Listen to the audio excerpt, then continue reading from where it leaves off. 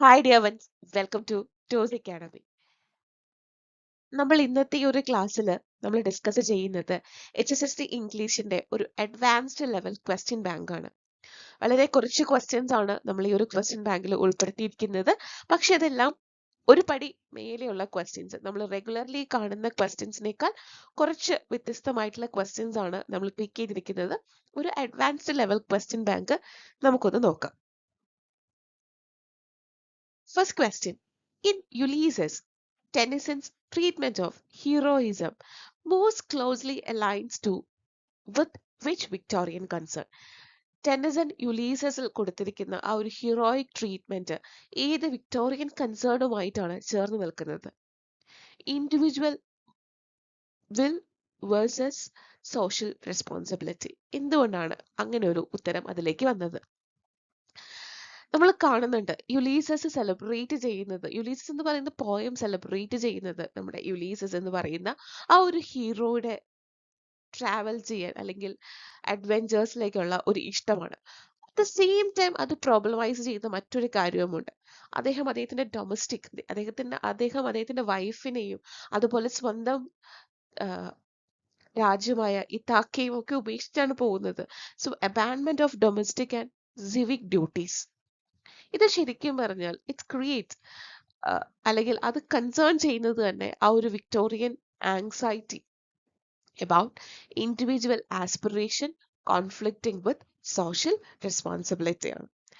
Especially with an age that valued duty, order and stability. നമ്മൾ കാണുന്നുണ്ട് ഇത്ര പ്രായമായിട്ടും he was not ready to sit back in ഇതാക്ക. എപ്പോഴും ട്രാവൽ ചെയ്യാനാണ് യുലീസസ് ആഗ്രഹിക്കുന്നത്.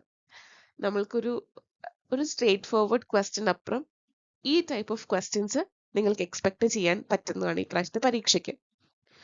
നമുക്കറിയുന്ന കാര്യങ്ങൾ തന്നെയായിരിക്കും, പക്ഷെ വാക്കുകളായിക്കോട്ടെ അല്ലെങ്കിൽ അതിൽ ഓപ്റ്റ് ചെയ്യുന്ന ക്വസ്റ്റ്യന്റെ ഓർഡർ ക്വസ്റ്റ്യന്റെ ഹയർ ഓർഡർ ക്വസ്റ്റ്യൻസ് ആയിരിക്കും. നമുക്കറിയുന്ന ഒരു കാര്യമാണ്, Shelley ode to the west wind അത് പറയുന്നുണ്ട്. The west wind play the role of a both destroyer and preserver. ഒരേ സമയം അവിടെ നിന്നും ഡിസ്ട്രോയ് ചെയ്യുന്നുണ്ട്, അൺവാണ്ടഡ് ആയിട്ടുള്ള ലീവ്സിനെ ഡിസ്ട്രോയ് ചെയ്യുന്നുണ്ട്. At the same time the west wind is preserving the seeds.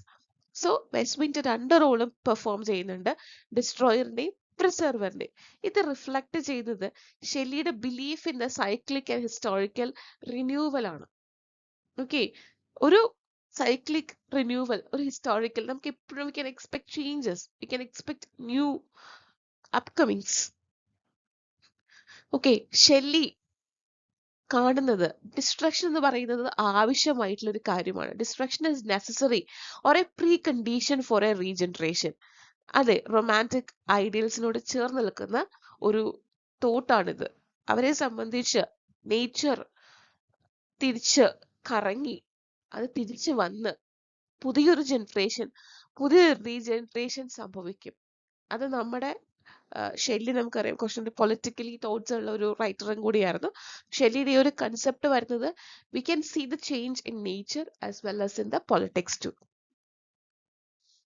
Sylvia പ്ലാത്തിന്റെ ഡാഡി എന്ന് പറയുന്ന ഈ ഒരു പോയത്തില് നമുക്ക് ഒരു നഴ്സറി റൈമിന്റെ പ്രസൻസ് നമുക്ക് ഫീൽ ചെയ്യുന്നുണ്ട്. നമുക്ക് എപ്പോഴും ഒരു ഓ ഓ ശബ്ദം അധികമായി നിൽക്കുന്നതും, എവിടെയൊക്കെ നമുക്ക് ആ ഒരു റിതം, ആ ഒരു നഴ്സറി പാട്ടുകളുടെ റിതം നമുക്ക് അതിനകത്ത് നിൽക്കുന്നുണ്ട്. The nursery rhyme rhythm of Daddy paradoxically heightens its horror. ആണോ? ചില സിനിമയിലൊക്കെ രാക്ഷസൻ എന്ന് പറയുന്ന ഒരു തമിഴ് മൂവിക്കകത്തൊക്കെ ആ ഒരു കീബോർഡ് പ്ലേ ചെയ്യുന്ന ആ ഒരു മ്യൂസിക് ബാക്ക്ഗ്രൗണ്ടിൽ കേൾക്കുമ്പോൾ, even though it's a music, it's create a horror ambience.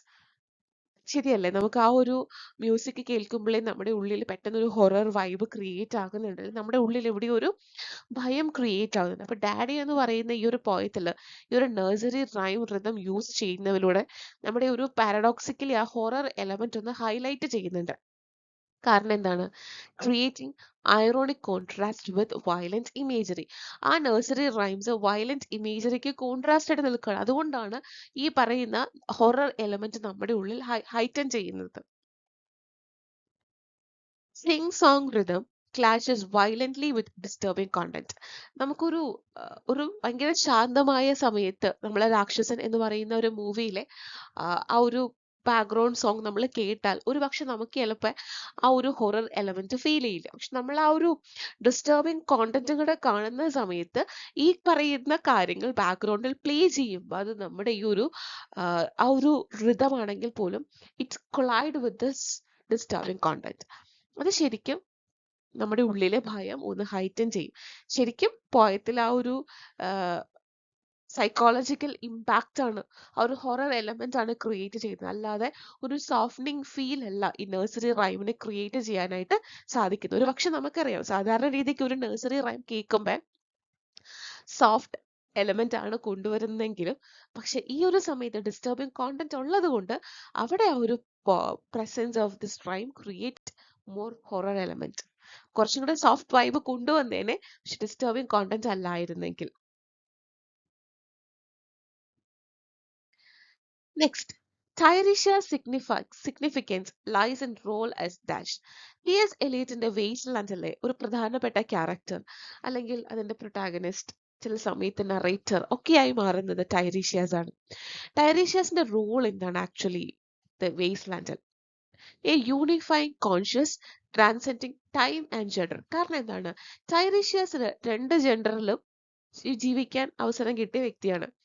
അതായത് വുമൺ ആയിട്ടും മെൻ ആയിട്ടും ജീവിക്കാൻ പറ്റിയ ഒരു വ്യക്തിയാണ്. അതുപോലെ തന്നെ ഒരേ സമയം അദ്ദേഹത്തിന് he can see the present, he can see the future too, അല്ലേ? ടൈറീഷ്യസിന്റെ റോൾ അങ്ങനെയല്ലേ? ഇനി he can see the future too, പ്രസന്റിലുണ്ട്, ഫ്യൂച്ചർ കാണാൻ പറ്റും. He live the role as a woman, he lived as a man. അപ്പൊ അങ്ങനെ ഉള്ളത് കൊണ്ട് he was playing the role as a unifying consciousness transcending time and gender. Eliot ടൈറീഷ്യസിനെ വിളിക്കുന്നത് തന്നെ ദ പോയത്തിന്റെ സെൻട്രൽ കോൺഷ്യസ്നെസ് എന്നാണ് വിളിക്കുന്നത്.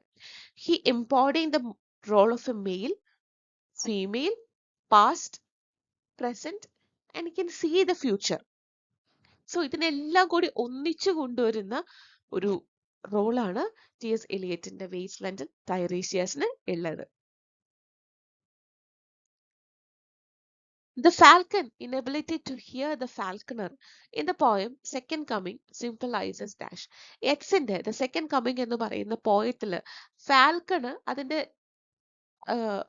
മാസ്റ്റർ ആയിട്ടുള്ള ഫാൽക്കണറെ കേൾക്കാൻ പറ്റുന്നില്ല. അതെന്താണ് സൂചിപ്പിക്കുന്നത്?